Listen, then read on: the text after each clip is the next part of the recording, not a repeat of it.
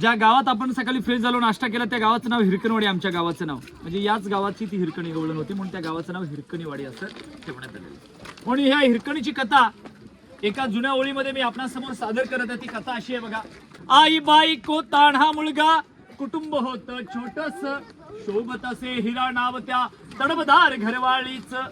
सांज सकाळी हिरा जात असे दूध घेऊन गडावरती, चालत होती उपजीविका त्या नेकीच्या धंद्यावरती. आणि मग एके दिवशी हिरा दूध घालण्याकरता क्षणभर विसावली. ध्यानी नाही मणी नाही कवा सांज वेल ती टलून गेली.